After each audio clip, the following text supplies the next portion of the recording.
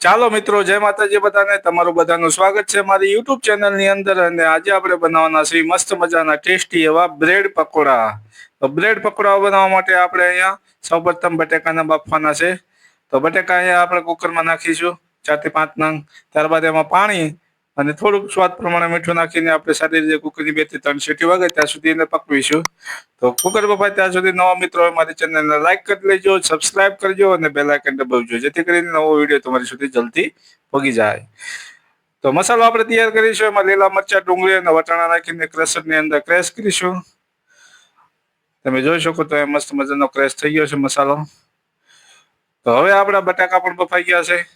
કુકરનું ઢાંકણું ખોલીને આપણે જોઈશું તો મસ્ત બટાકા બફાઈ ગયા છે. હવે આપણે એની છાલ કાઢીશું. છાલ કાઢીને આપણે વઘારવાની તૈયારી કરીશું. પેનની અંદર 2 પાવડા જેટલું તેલ નાખીશું. તેલ ગરમ થાય એટલે એમાં રાઈ અને જીરું નાખીશું. રાઈ અને જીરું નાખ્યા બાદ આપણે એમાં આદુ લસણની પેસ્ટ બનાવી છે તે નાખીશું. જો આદુ લસણ તમને ના પસંદ હોય તો ના પણ નાખી શકો. ત્યારબાદ આપણે ડુંગળી, ટમેટા, મરચાં અને જે પણ સંભારો આપણે તૈયાર કર્યો છે તે નાખીશું. ત્યારબાદ હળદર, મીઠું, સ્વાદ પ્રમાણે, ધાણા જીરું પાવડર અને હિંગ નાખીને બધો મસાલો મિક્સ કરીશું. અને 2 થી 5 મિનિટ સુધી એને સારી રીતે પકવીશું, જેથી કરીને મસાલો બધો પાકી જાય. તો અહીંયા બધો મસાલો મસ્ત મજાનો પાકી ગયો જોઈ શકો છો. હવે આપણે જે બટાકા છે સારું ઉતરેલા છે તેને નાખીશું.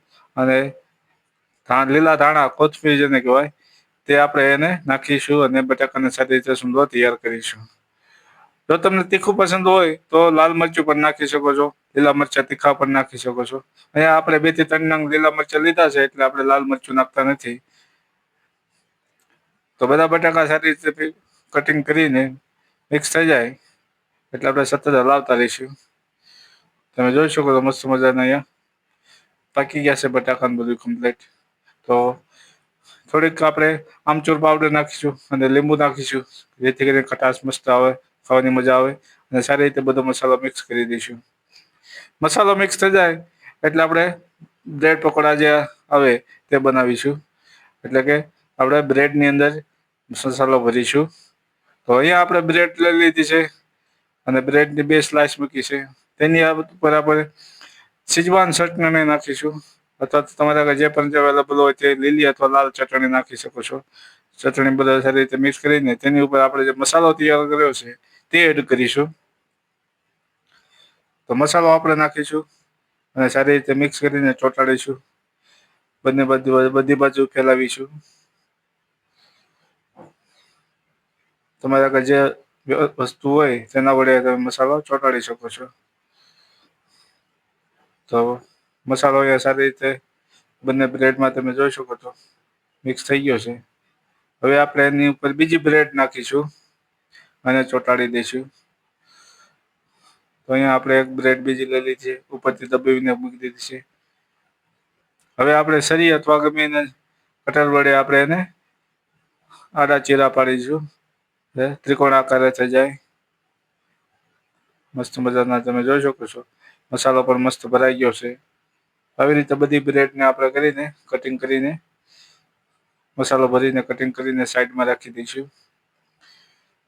તો બધી બ્રેડ આપણે તૈયાર થઈ ગઈ છે. તો હવે આપણે એનો લોટ ઓગાળીશું. તો ચણાનો લોટ અહીંયા લઈ લીધો છે. તેમાં સ્વાદ પ્રમાણે મીઠું, આખું જીરું અને લાલ મરચું પાવડર અને થોડાક ધાણા, લીંબુ નાખીને સારી રીતે આપણે એને મિક્સ કરીશું.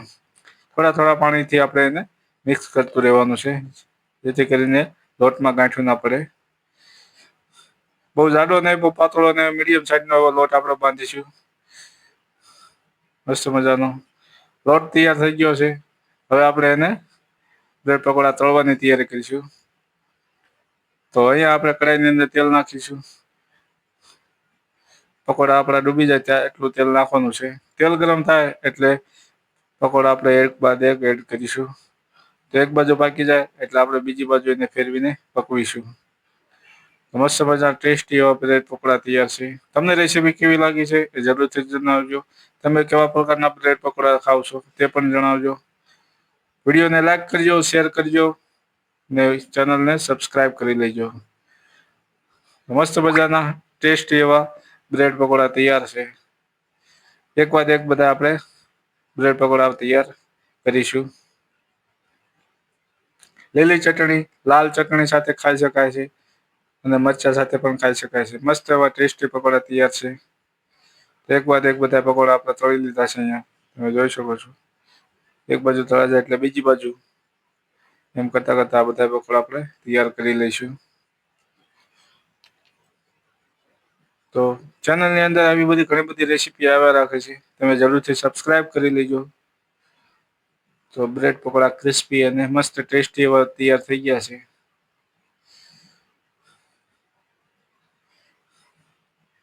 તો તમને રેસીપી કેવી લાગી એ જરૂરથી જણાવજો.